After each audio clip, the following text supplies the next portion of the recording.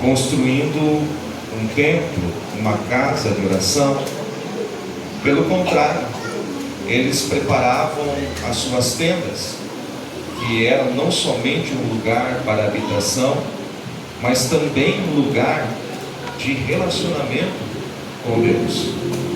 Todos os patriarcas, eles tinham algo em comum. Se você olhar para Noé, se você olhar para Abraão, eles tinham tenda e tinham também altar, porque eles entendiam que não poderiam se relacionar com Deus sem tenda e sem altar, sem intimidade e sem sacrifício. Quando os hebreus saíram do Egito, Deus dá a lei a Moisés, e é ali que nós vemos surgir o tabernáculo, que também era uma espécie de templo móvel, e depois vai ser fixo já em Canaã. Quando nós chegamos no rei Davi, nós encontramos um homem segundo o coração de Deus, com um objetivo, com um propósito. E qual era o propósito de Davi? Ele queria construir uma casa, ele queria construir um templo para Deus. Deus aparece a Davi e diz que não é possível, porque Davi tinha sangue nas mãos. E o Senhor vai dizer, através do profeta Natã, que o filho dele, Salomão, construiria esta casa. Davi tem um coração contrito e quebrantado e uma boa intenção: eu quero construir uma casa para Deus. Ele diz consigo mesmo: eu habito num palácio, e a arca da aliança onde está? Eu vou construir uma casa para Deus. Coloca isso no seu coração. E Deus, através do profeta Natã, vai dizer a Davi: Davi, você tem o desejo de construir uma casa para mim, mas você não vai fazer isso. Na verdade, é eu que vou estabelecer uma casa para você. Quando Davi fala a palavra casa, ele estava se referindo a um prédio.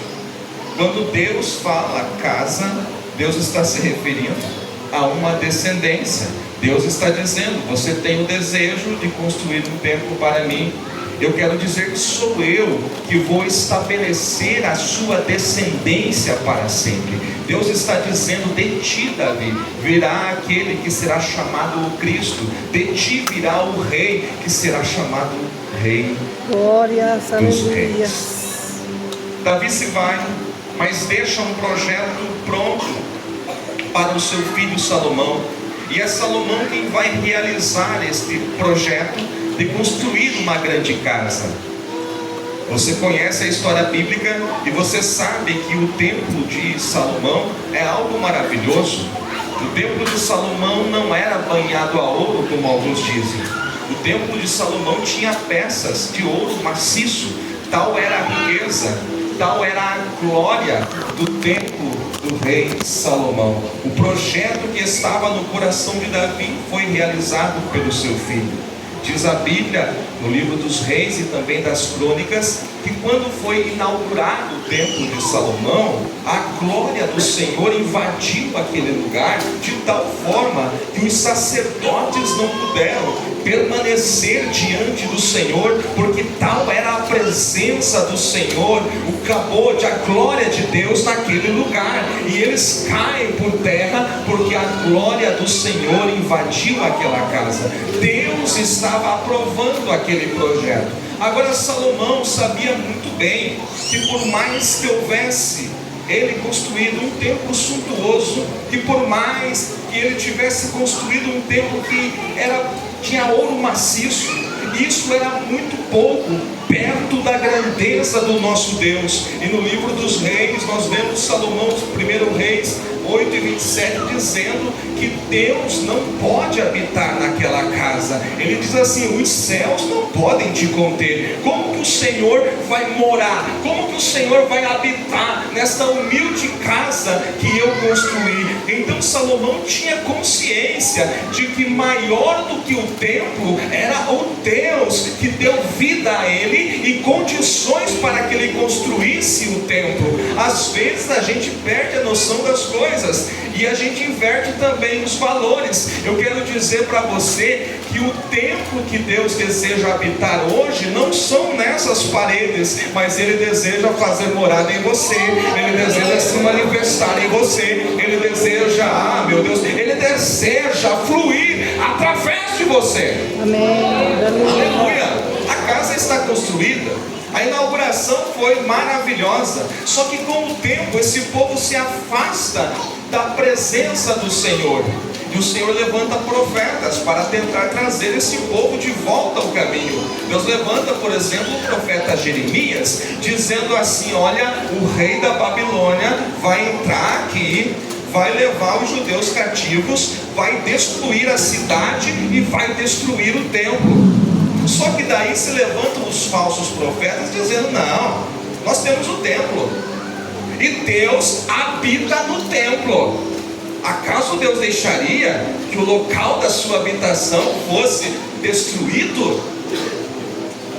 E Jeremias está dizendo, só ele dizia isso, e todos os falsos profetas dizendo: não, Jeremias é um louco, isso não vai acontecer nunca, jamais o templo do grande Deus será destruído. Resumindo a história, você sabe muito bem, Nabucodonosor com seu exército, depois de 3 tentativas, ele entra em Jerusalém, coloca fogo nos muros e destrói o templo, leva todos os utensílios sagrados que o rei Salomão havia colocado ali para a Babilônia. O povo de Deus, por causa da sua desobediência, vai ficar 70 anos no cativeiro, mas havia uma promessa de restauração, e quando se cumprem os 70 anos, Deus permite que o seu povo retorne em partes para Jerusalém, para reconstruir a cidade, para reconstruir os muros e também, principalmente, para reconstruir o templo. O texto que eu li, o primeiro texto do profeta Ageu, é justamente nesse momento em que o povo de Deus, liderado por um homem chamado Zorobabel, está construindo um novo templo, reconstruindo o templo. Mas eles não tinham condições, eles diziam: nós não temos como construir um templo perto daquele templo de Salomão. E então o Senhor vai dizer para eles: olha, minha é a prata, meu é o ouro, sou eu que estou dizendo isso, vocês vão construir uma casa para mim. E Zorobabel constrói o templo, só que em todos os lugares onde era ouro, ouro maciço, ouro batido, agora é madeira de acácia. Em todo lugar onde havia um resplendor gigantesco, agora era algo normal. Se você estiver com a sua Bíblia aberta no capítulo 2 de Ageu e puder voltar para o versículo de número 3, veja o que diz ali: quem há entre vós que, tendo ficado, viu esta casa na sua primeira glória? E como vedes agora, não é como nada diante dos vossos olhos, comparada com aquela, porque este templo não chegava aos pés do templo de Salomão. E aí eu sei que você por muitas vezes foi em inauguração ou reinauguração de templo, e o texto escolhido é justamente Ageu 2:9, para dizer que a glória do novo prédio da congregação vai ser maior do que a anterior. Só que esse texto não está se referindo a isso. Eu li juntamente com vocês o capítulo 2 de João, e o templo de Zorobabel é muito inferior ao templo de Salomão. Então, de que glória é essa que o profeta Ageu está dizendo? Em que sentido a glória desta última casa será maior do que a anterior? Eu vou dizer para vocês: no templo de Salomão havia ouro, no templo de Salomão havia esplendor, havia uma apoteose, as pessoas vinham de longe para conferir a glória do templo de Salomão, mas era ouro, era prata. Quando a casa em que Zorobabel vai construir, que é de madeira de acácia, lá na frente vai ser reformada por Herodes, nesse mesmo lugar não tinha uma arca da aliança, mas a própria arca em pessoa passeou pelos átrios daquele templo. Então a glória do templo de Zorobabel é que o próprio Cristo, o se fez carne e agora vai caminhar, aleluia, pelo lugar santo, pelos átrios, pelo santíssimo daquele templo, porque este templo, por isso ele era maior do que o templo de Salomão. Aleluia, aleluia, porque quem vê isso não entende. O templo é muito inferior ao anterior, e o profeta diz: a glória desta última casa será maior do que a primeira. Se você ler Esdras, capítulo 3, versículos 12 e 13, vai dizer que os anciãos, aqueles que tinham mais de 80 anos, 80, 90 anos, que viram a glória do templo de Salomão, que contemplaram o templo de Salomão em pé, quando eles veem o templo de Zorobabel, eles choram de tristeza. Enquanto os jovens que haviam nascido no cativeiro celebram porque agora tinham um templo, os anciãos choram porque aquele templo era como nada perto do templo de Salomão. Então Esdras capítulo 3 versículos 12 e 13 diz que havia júbilo, alegria nos jovens, e havia pranto, tristeza nos anciãos, e se mistura o som. Mas o certo é que esse templo aqui, que será lá na frente reformado por Herodes, vai receber o próprio Cristo em pessoa, e Cristo é maior do que o templo, Cristo é maior do que o prédio. Eu venho nessa noite aqui como profeta de Deus para dizer para você que não importa a situação que a igreja esteja enfrentando no momento, não importa as mudanças, não importa o que está acontecendo lá fora, se você está em Cristo, esse é o seu maior momento e melhor momento. A glória desta última casa vai ser maior do que a anterior, porque Cristo está habitando em você através da sua palavra. Aleluia, aleluia, aleluia, oh glória. Aí Jesus estava passeando nesse templo, estava passando, os seus discípulos vão dizer: olha só a glória desse templo, olha só que algo maravilhoso. Em 46 anos ele foi reconstruído. E aí Jesus diz: eu destruo esse templo e reconstruo em 3 dias. E aí eles dizem: mas como assim? 46 anos para reconstruir, agora ele vai construir em 3 dias. Mas daí João explica o texto.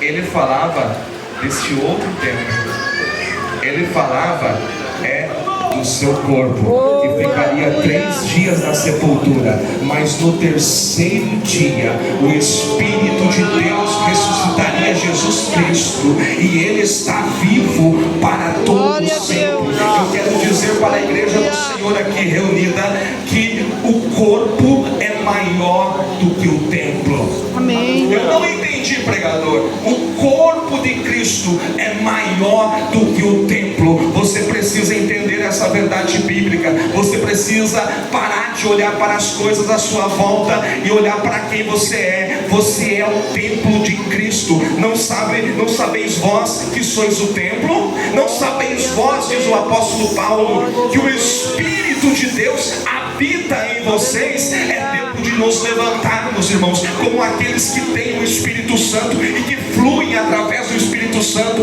que tem a palavra de Deus. Levanta a sua cabeça. Você não é só mais um membro, você é o templo. Tu é o templo, meu irmão. Levanta a sua mão, levanta a sua cabeça, levanta sim, creia que o Senhor pode te usar nesse tempo, porque você é o templo do Espírito Santo. Esta é a palavra para a igreja do Senhor nessa noite. Glórias a Deus, aleluia. Aleluia, aleluia. O corpo é maior do que o templo, porque às vezes a gente olha para as coisas e a gente não olha para o que verdadeiramente importa. A glória desta última casa vai ser maior do que a da primeira. Creia nisso. Pai amado, em nome de Jesus, a tua palavra, Senhor, foi pregada nesta casa de oração, conforme o Senhor tem colocado em nossos corações. Mas, Senhor, nós aprendemos que onde o Senhor está, este é o maior lugar. Senhor, meu desejo é estar em Ti, é estar contigo. O meu desejo é ter um relacionamento contigo. Quantas vezes o Senhor Jesus Cristo em carne esteve ali diante daquele templo e pessoas estavam lá dentro oferecendo sacrifícios vãos, sacrifícios que eram apenas ritualísticos, mas não tinha a essência. E o Senhor Jesus estava ali, e o Senhor Jesus morreu, ao terceiro dia ressuscitou e está vivo. O Senhor está aqui nesta congregação nesta noite, através da palavra pregada, através